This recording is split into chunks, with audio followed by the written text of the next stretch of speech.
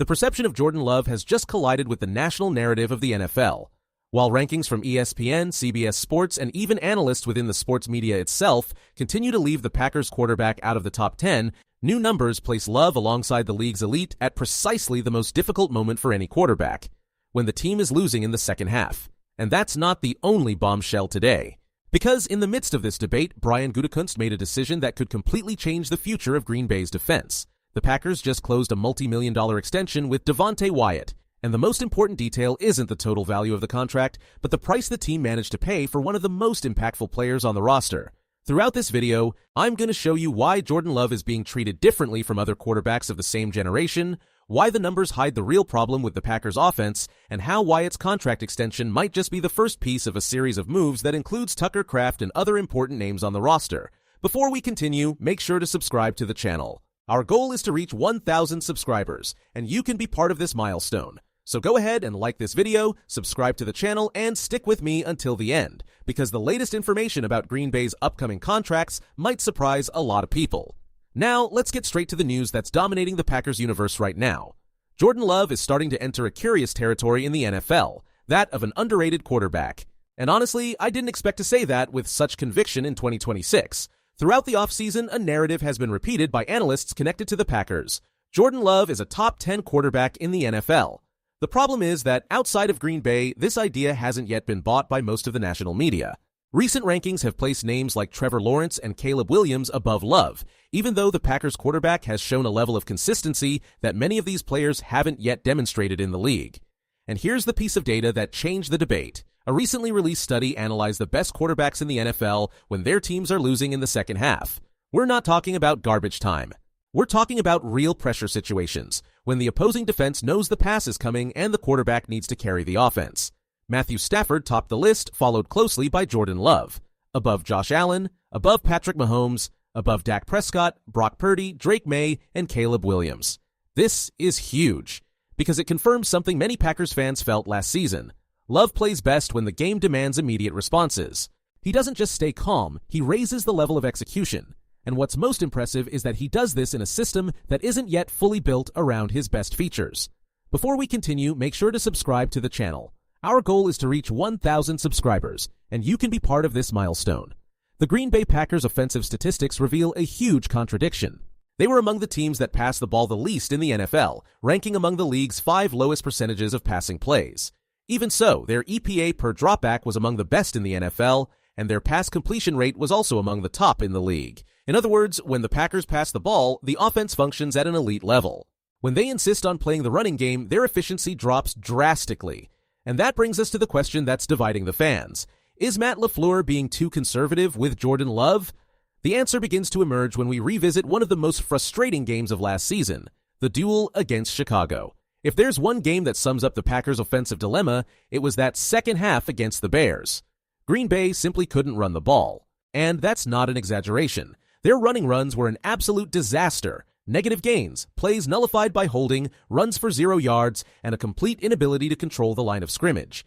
Even so, the offensive plan continued to focus on playing the ground game, and this is where many people ignore the context of Jordan Love. Being a quarterback in the NFL is already difficult. Being a quarterback when the running game doesn't threaten anyone is a completely different level of difficulty. Defenses start playing more loosely in the box, put more pressure on the pocket, and force the quarterback to win virtually every important down.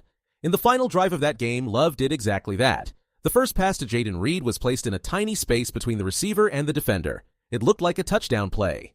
The ball went right through the receiver's hands. Shortly after, a triple-covered pass came in for Christian Watson. The ball landed exactly where it needed to, inside the tightest possible window. Incomplete. These plays completely changed the perception of a quarterback. If the receivers had converted those plays, we would probably be talking about a comeback led by Jordan Love in a clutch drive. Since they didn't convert, the narrative became stuck on the final result. And that's why the discussion about the volume of passes has returned with such force. The Packers ran the ball in nearly half of their offensive plays, one of the highest rates in the NFL. The problem is that, unlike Baltimore and Buffalo, who also run a lot but have among the most efficient rushing attacks in the league, Green Bay ranked near the bottom in yards per carry. In other words, the team ran like a land powerhouse without producing like a land powerhouse. This opens the door to a conclusion that's increasingly hard to ignore. Perhaps the offense needs to be built more around Jordan Love than the running game. And the most curious thing is that While this debate was happening, an internal vote among dozens of sports analysts ended up exposing exactly the size of the division over the Packers quarterback. Before we continue, make sure to subscribe to the channel. Our goal is to reach 1,000 subscribers, and you can be part of this milestone. The poll gathered around 46 sports media professionals, all ranking NFL quarterbacks from 1 to 40. The final result placed Jordan Love only in 11th position. And then came the detail that ignited the debate in Green Bay. Caleb Williams immediately appeared ahead of him within the top 10. This comparison perfectly explains what is happening in the NFL today. Caleb Williams is seen as the quarterback of impossible plays, highlight passes, and extraordinary potential. Jordan Love, on the other hand, is the quarterback of accurate readings, safe decisions, consistent precision, and sequential efficiency.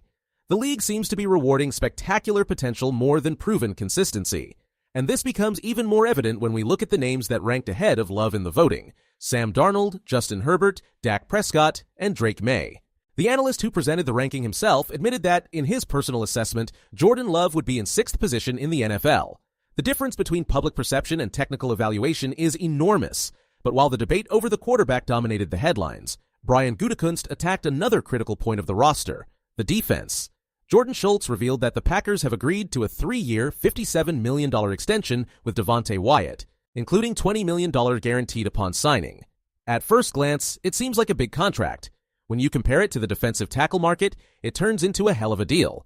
Wyatt will receive approximately $19 million per season, placing him outside the top 10 highest-paid defensive tackles in the NFL. Some players on the market are earning significantly more without offering the same impact in all phases of the game.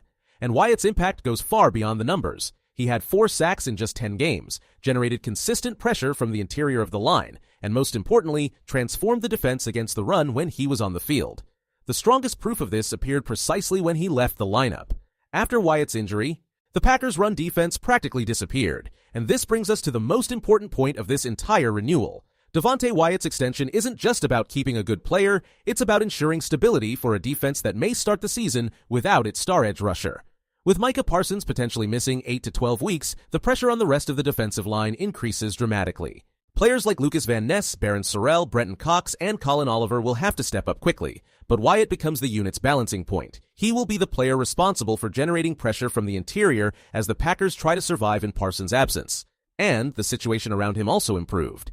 The arrival of Javon Hargrave and the presence of rookie Chris M. Len mean that offensive lines will no longer be able to focus all their attention on Wyatt. Last season, he was practically the only defensive interior who required specific protection adjustments. Now, defenses will have multiple threats to deal with. This could further increase your production. But perhaps the most impressive aspect of this offseason is something else. Green Bay managed to re-sign key players without apparently entering into desperate contracts. Christian Watson was retained at a price considered healthy by the market. Jaden Reed received a deal seen internally as even better in terms of cost benefit. Isaiah McDuffie stayed for a low price. And now, Wyatt has been renewed below the level of the highest contracts at his position. The next target has already been identified: Tucker Kraft. The expectation is that the tight end will close a long-term deal before the start of the season. Kraft recently stated that he expects to be available as early as Week 1 without snap restrictions, and the Packers want to secure his future before his price rises even further. After that, Gutekunst is expected to conclude the offseason cycle of contract extensions and return to discussing larger contracts in 2027, including potential restructurings involving Jordan Love. And here's the question that remains for every Packers fan. If Jordan Love continues to produce like an elite quarterback under pressure, and the defense gains stability with Wyatt and Hargrave, is Green Bay finally assembling the roster capable of returning to the top of the NFC? Because for the first time in a long time, it feels like the Packers aren't just accumulating talent. They're building a sustainable core to compete for many years to come.